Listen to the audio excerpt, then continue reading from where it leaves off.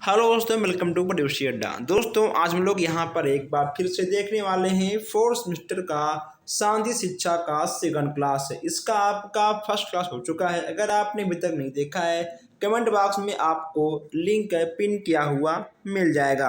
अगर आप चाहते हो कि आपका किसी भी विषय में बैक ना आए, आप सेमेस्टर बैक ना हो, आपको कंटिन्यू हर क्लास पूरी ईमानदारी के साथ देखना होगा, लेना होगा। जो भी क्वेश्चंस आपको नया लगे आप उसे नोट भी कर लीजिएगा।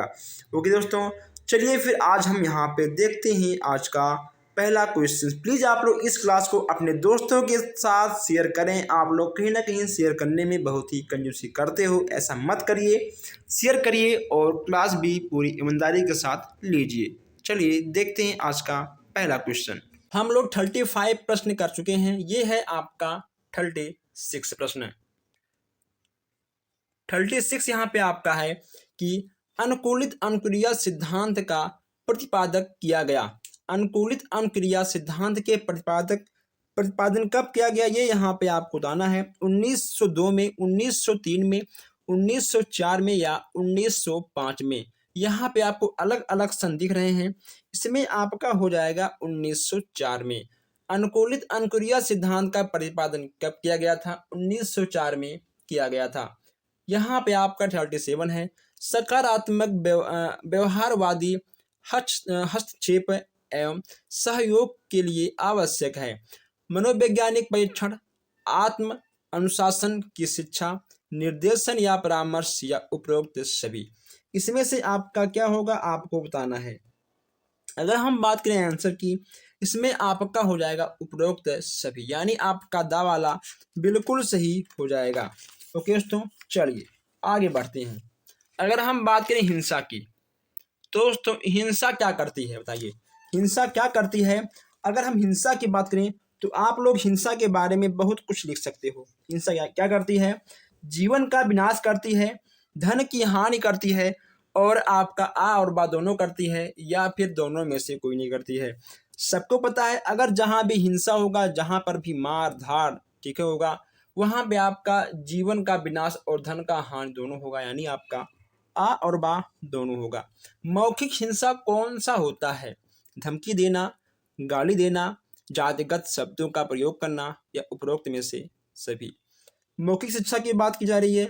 इसमें आपका दा वाला बिल्कुल सही हो जाएगा। ठीक है, इसमें आपका उपरोक्त सभी बिल्कुल सही हो जाएगा। नेक्स्ट यहाँ पे आपका है कि मनोवैज्ञानिक हिंसा का प्रमुख स्वरूप है। मनोवैज्ञानिक हिंसा के प्रमुख स्वरूप की बात की जा रही है। हिंसा के लिए प्रेरित करना, आत्महत्या के लिए प्रेरित करना, मानसिक तनाव उत्पन्न करना, उपरोक्त सभी। अब यहाँ पर मनोवैज्ञानिक की बात की जा रही है, तो ये आपके तीनों मनोवैज्ञानिक के अंतर्गत आएंगे, यानी आपका हो जाएगा ठीक है दा वाला। दा वाला आपका बिल्कुल सही हो जाएगा। चलिए आगे बढ़ते हैं। नेक्स्ट यहाँ पे आपका है 41। ढांचागत हिंसा का प्रमुख स्वरूप की बात यहाँ पे आपसे की जा रही है। ठीक है, ढांचागत हिंसा की बात की जा रही है। इसमें आपका क्या होगा? हिंसा के लिए प्रेरित करना, या फिर युद्ध, या फिर मानसिक तनाव उत्पन्न करना। इसमें से आपका क्या होगा? इसमें भी आपका उपरोक्त सभी के अंतर्गत आएगा। ठीक है, उपरोक्त सभी आपका इसमें बिल्कुल सही हो जाएगा। नेक्स्ट यहाँ पे आपका है लोकप्रिय संस्कृत में अश्लीलता का माध्यम हो सकते हैं गीत, नृत्य, कहानी या उपरोक्त सभी। अश्लीलता की बात की जा रही है दोस्तों। कहीं ना कहीं गीत के माध्यम से अश्लीलता आ सकती है, डांस के माध्यम से और कहानियों की भी माध्यम से अश्लीलता आ सकती है। ठीक है, यानी आपका उपरोक्त सभी या आपके बिल्कुल सही हो जाएंगे, तीनों हो जाएंगे। ठीक है, बेटी बचाओ बेटी पढ़ाओ अभियान का अभिप्राय क्या है? जातिवाद दूर करने का, लिंग भेद समाप्त करने का, भेदभाव दूर करने का, या सांप्रदायिकता का। इसमें आपका क्या होगा? बेटी बचाओ बेटी पढ़ाओ। इसमें आपका होगा लिंग भेद समाप्त करने का। ठीक है, इसमें आपका बा वाला बिल्कुल सही हो जाएगा। लैंगिक समानता का अर्थ क्या है? स्त्री पुरुषों में समानता, वर्ग में समानता, या जाति में समानता, या धर्म में समानता। लैंगिक की बात की जा रही है। इसमें आपका ना धर्म आएगा, ना वर्ग आएगा, और ना जाति आएगा। इसमें आपके आएंगे पुरुष और स्त्री। ठीक है, यानी महिला या पुरुष हर किसी को समान निगाहों से देखा जाए। भारतीय समाज की सबसे बड़ी बुराई क्या है? अज्ञानता, बेकारी, गरीबी या जातिवाद। भारतीय समाज की बुराइयों के बारे में यहाँ पे बात की जा रही है। इसमें आपका हो जाएगा गरीबी। ठीक है, भारतीय समाज की सबसे बड़ी बुराई है गरीबी।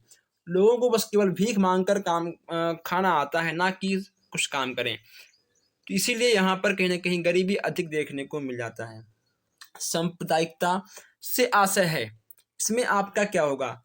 धार्मिक कट्टरता, धार्मिक होना या फिर धर्म विरुद्ध होना या धर्म निरपेक्षता। इसमें आपका क्या होगा? 46 में आपका हो जाएगा धार्मिक, ठीक है, कट्टरता। यानी अगर हम किसी भी धर्म के हैं तो हम इस धर्म के लिए किसी को मार देंगे या फिर मर जाएंगे। दोस्तों, ऐसा कुछ भी नहीं करना चाहिए। जो लोग ये सब करते हैं वे कहीं ना कहीं आपके धर्म के कट्टरता में आ जाते हैं। नेक्स्ट यहाँ पे आपका है भारतीय लोकतंत्र के समक्ष प्रमुख चुनौती की बात की जा रही है। साक्षरता, धर्म निरपेक्षता, जातिवाद या फिर आर्थिक समानता। इसमें से आपका क्या होगा? अगर हम बात करें इसके आंसर की तो इसमें आपका होगा जातिवाद। ठीक है, जातिवाद इसमें आपका बिल्कुल सही हो जाएगा। ऐसे प्रश्न आपको मिलते रहेंगे हमेशा, और प्लीज आप लोग वीडियो को अपने दोस्तों तक शेयर कर दीजिएगा। नेक्स्ट यहाँ पे आपका है भारतीय दर्शन के अनुसार शांति स्थापना हेतु आवश्यक है विकारों की समाप्ति, धर्म का आदर्श स्वरूप, प्राकृतिक प्रेम या उपरोक्त सभी। इसमें आपका क्या होगा? इसमें आपका हो जाएगा, इसमें तो आपका होगा उपरोक्त सभी। ये आपके तीनों बिल्कुल सही हो जाएंगे। 49 यहाँ पे आपका है कि शांति शिक्षा के लिए विज्ञान में आयोजन की जाने वाली प्रमुख गतिविधि। शांति शिक्षा में विज्ञान में आयोजन की जाने वाली प्रमुख गतिविधि के बारे में बात की जा रही है। श्रमदान, सामूहिक कार्य, बाल सभा या उपरोक्त सभी। इसमें आपका क्या होगा? ये चीज यहाँ पे आपको बताना है। अगर हम बात करें आंसर की तो इसमें आपका हो जाएगा उपरोक्त सभी, यानी आपका दा वाला बिल्कुल सही हो जाएगा। नेक्स्ट यहाँ पे आपका है कि 50वां विश्व भारती की स्थापना की है। विश्व भारती की स्थापना की बात की जा रही है। महात्मा गांधी, विवेकानंद, रविन्द्रनाथ टैगोर और दयानंद सरस्वती। 50वां की बात यहाँ पे की जा रही है। इसमें आपके हो जाएंगे रविन्द्रनाथ टैगोर ने। ठीक है, यानी आपके सा वाला बिल्कुल सही हो जाएगा। चलिए आगे बढ़ते हैं। नेक्स्ट यहाँ पे आपका है 51 क्वेश्चन। 51 यहाँ पे आपका है शांति का पुजारी विशेषण किसके लिए प्रयुक्त किया जाता है? बाल गंगाधर तिलक के लिए, जवाहरलाल नेहरू के लिए, बिपिन चंद्र पाल के लिए या सुभाष चंद्र बोस के लिए। शांति की पुजारी की विशेषता के बारे में यहाँ पे आपसे बात किया जा रहा है। इसमें आपके हो जाएंगे जवाहरलाल नेहरू के लिए। ठीक है, आपके अब्बा वाला बिल्कुल सही हो जाएगा।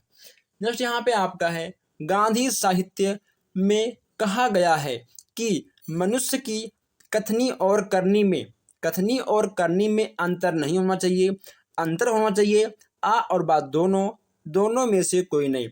कथनी और करने की बात की जा रही है तो कथनी और करनी में अंतर नहीं होना चाहिए दोस्तों। यानी वही कहो जो कर सको, वो ना कहो जो ना कर सको। ठीक है दोस्तों, इसीलिए कथनी और करनी आपका दोनों में अंतर ना हो तभी अच्छा रहेगा। गांधी दर्शन विचारों का मनोवैज्ञानिक आधार है, वैज्ञानिक आधार है, दार्शनिक आधार है या सामाजिक आधार है। गांधी दर्शन विचारों की बात यहाँ पे की जा रही है। इसमें आपके हो जाएंगे दार्शनिक आधार। ठीक है, सवाल आपका बिल्कुल सही हो जाएगा। 54 आपका है गांधी जी के अनुसार शांति प्रक्रिया के आधार हैं सत्य, अहिंसा, सर्वधर्म भाव या उपरोक्त सभी। इसके बारे में यहाँ पे आपको बात करनी है। अगर हम बात करें आंसर की तो इसमें आपका हो जाएगा उपरोक्त सभी, यानी आपका दा वाला बिल्कुल सही हो जाएगा। अब यहाँ देखते हैं 55 प्रश्न। संयुक्त राष्ट्र ने किस वर्ष में गांधी जयंती को विश्व अहिंसा दिवस के रूप में मनाए जाने की घोषणा की थी? 2007, 2008, 2006 या 2009 में। अगर हम बात करें आंसर की तो इसमें आपका हो जाएगा 2007। ठीक है, यानी आपका बा वाला बिल्कुल सही हो जाएगा। ओके दोस्तों, ऐसे प्रश्न आपको लगातार मिलते रहेंगे, आपको ऐसे प्रश्नों को नोट भी करना पड़ेगा। अब आइए हम यहाँ देखते हैं तनाव प्रबंधन का महत्वपूर्ण घटक क्या है। शारीरिक विकास, मानसिक विकास, संवेगात्मक स्थिरता या फिर उपरोक्त सभी। अब यहाँ पर तनाव की बात की जा रही है, इसमें आपका हो जाएगा उपरोक्त सभी, यानी आपका दा वाला बिल्कुल सही हो जाएगा। 57 यहाँ पे आपका है अष्टांग योग में यम, नियम, आसन, प्राणायाम एवं प्रत्याहार को कहा जाता है। ये आपके क्या हो जाएंगे, ये हो जाएंगे आपके बहिरंग। ठीक है दोस्तों, क्या होंगे आपके, ये आपके बा वाला यानी आपका बहिरंग आपका हो जाएगा। योग दर्शन की बात यहाँ पर आपसे की जा रही है। योग दर्शन के प्रणेता हैं बाबा रामदेव, पतंजलि, मनु या फिर शंकराचार्य। दोस्तों बहुत ही सिंपल प्रश्न है, इसमें देखिए आपके हो जाएंगे पतंजलि। ओके दोस्तों, पतंजलि जी ने योग दर्शन का खोज किया था, आप ऐसा भी मान सकते हो। महर्षि पतंजलि किससे संबंधित हैं? दोस्तों फिर देखिए प्रश्न आपका बन गया, मीमांसा दर्शन से, वेदांत दर्शन से या फिर योग दर्शन से। योग की बात आ गई तो यानी आपका योग दर्शन से आपके हो जाएंगे। ठीक है, दा वाला आपका बिल्कुल सही हो जाएगा। यम योग के कितने प्रकार हैं? यम योग के कितने प्रकार हैं? 4, 5, 7 या 3। इसमें आपका हो जाएगा 5। कितना होगा? 5 आपका बिल्कुल सही हो जाएगा। दोस्तों आइए हम देखते हैं यहाँ पर 61 प्रश्न। 61 आपका है यहाँ पर अष्टांग योग में मुख्यतः आचार संबंधित अभ्यास है। इसमें आपका क्या होगा दोस्तों? इसमें आपका क्या होगा आपको बताना है। इसमें आपका हो जाएगा यम और नियम। ठीक है, यम और नियम यानी आपका पहला बिल्कुल सही ठीक हो जाएगा। प्रत्याहार, धारणा, आसन, प्रत्याहार, ध्यान या समाधि, ये आपका नहीं होगा। इसमें आपका यम और नियम बिल्कुल सही हो जाएगा। नेक्स्ट यहाँ पे आपका है कि शरीर को भौतिक रूप से, देखिए दोस्तों यहाँ पर शिटू, शरीर को भौतिक रूप से योगाभ्यास के योग्य बनाने के लिए उपरोक्त है यम, नियम, प्रत्याहार, धारणा या आसन, प्रत्याहार या ध्यान, समाधि। इसमें आपका क्या होगा? इसमें आपका उसमें क्या होगा? इसमें आपका हो जाएगा आसन और प्राणायाम। ठीक है, यानी आपका बा वाला सा वाला आपका बिल्कुल सही हो जाएगा। नेक्स्ट यहाँ देखते हैं 63। इसमें आपसे कहा गया है कि अष्टांग योग का 8वां और अंतिम लक्ष्य क्या होता है? समाधि, प्रत्याहार, धारणा या ध्यान। अष्टांग योग के 8वें और अंतिम लक्ष्य की बात यहाँ पे की जा रही है। इसमें आपका हो जाएगा समाधि। ठीक है, समाधि आपका बिल्कुल सही हो जाएगा। नेक्स्ट यहाँ पे आपका है सोच, संतोष, तप, ईश्वर, परिधान, नियम का योग में स्थान है। योग के तीसरे अंग में, योग के चौथे अंग में, योग के दूसरे अंग में या योग के अंतिम अंग में। ठीक है, इसमें दोस्तों आपका देखिए क्या होगा? इसमें आपका देखिए क्या होगा? इसमें आपसे बात किया जा रहा है योग के दूसरे अंग में। ठीक है दोस्तों, योग के दूसरे अंग की बात यहाँ पे आपसे की जा रही है। चलिए अब यहाँ देखते हैं 65 प्रश्न। 65 प्रश्न कहीं ना कहीं आपके बहुत ही अच्छे प्रश्न में आ जाते हैं। चलिए, इसमें आपसे कहा गया है कि मानव के मूलाधिकारों में सम्मिलित है। ठीक है दोस्तों, इसमें आपको बताना है इसका आंसर क्या होगा। इसमें आपका होगा जैविक अधिकार और सांस्कृतिक अधिकार, यानी आपका आ और बा दोनों बिल्कुल सही ठीक हो जाएंगे। आ और बा आपके बिल्कुल सही हो जाएंगे। अब यहाँ देखते हैं 66 प्रश्न। 66 आपका है कि संसार की विचारधारा परिवर्तन के रूप में शांति शिक्षा से संबंधित प्रमुख बिंदु है। इसमें आपका क्या होगा? सामाजिक संबंध, विचारों में परिपक्वता, संवेगात्मक स्थिरता या उपरोक्त सभी। 66 की बात यहाँ पे की जा रही है। इसमें आपका हो जाएगा उपरोक्त सभी। ठीक है, चलिए 67 यहाँ पे आपका है विश्व मानवाधिकार कब मानवाधिकार दिवस कब मनाया जाता है? 10 दिसंबर, 10 नवंबर, जनवरी या फिर सितंबर के महीने में। इसमें आपका क्या होगा? इसमें आपका हो जाएगा 10 दिसंबर को। कब होता है? 10 दिसंबर को विश्व मानवाधिकार दिवस मनाया जाता है। भारत में राष्ट्रीय मानवाधिकार आयोग की स्थापना कब हुई थी? ये यहाँ पे आपको बताना है।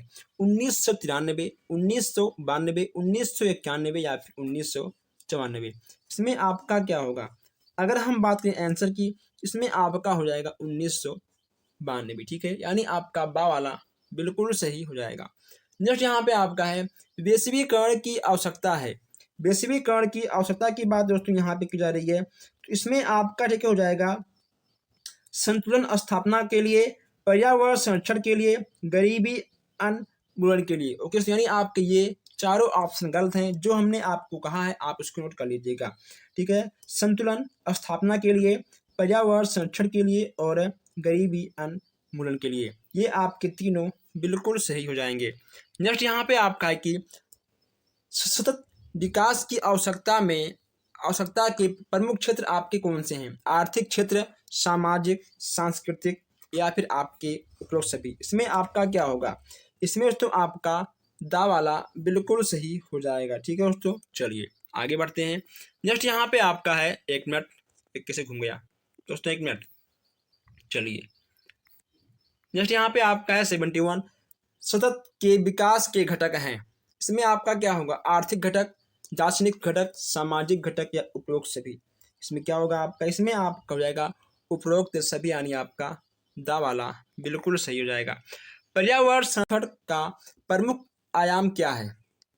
ये यहाँ पे आपको बताना है। इसके प्रमुख आयाम क्या होते हैं ये आपको बताना है। इसमें आपका हो जाएगा प्रदूषण रोग। ठीक है, यानी आपका बा वाला बिल्कुल सही हो जाएगा। नेक्स्ट यहाँ पे आपका है 73 पर्यावरण शिक्षा की पहली संगोष्ठी आयोजित की गई। कब की गई थी ये यहाँ पे आपको बताना है। इसमें आपका हो जाएगा 1972। ठीक है दोस्तों, इसमें आपका 1972 बिल्कुल सही हो जाएगा। अब हम यहाँ देखते हैं 47 प्रश्न। 47 आपका है कि मानव और पर्यावरण के बीच संबंधों को सुधारने की प्रक्रिया क्या कहलाएगी? पर्यावरण शिक्षा, पर्यावरण प्रदूषण, शांति शिक्षा या कानून बनाना। यानी मानव पर्यावरण को कैसे शुद्ध रख पाएगा, इसका यही आशय है दोस्तों। कहीं ना कहीं ठीक है, पर्यावरण शिक्षा से ही मानव पर्यावरण को शुद्ध रख पाएगा। किसी भी क्वेश्चन में आपको कोई भी डाउट हो, आप बेहिचक हमसे व्हाट्सएप पर संपर्क कर सकते हो। व्हाट्सएप ग्रुप का लिंक आपको डिस्क्रिप्शन में मिल जाएगा। आप हमसे कमेंट बॉक्स में भी संपर्क कर सकते हो। तो दोस्तों बस आज के लिए इतना ही। हम मिलते हैं फिर आपसे नेक्स्ट क्लास में। Thank you.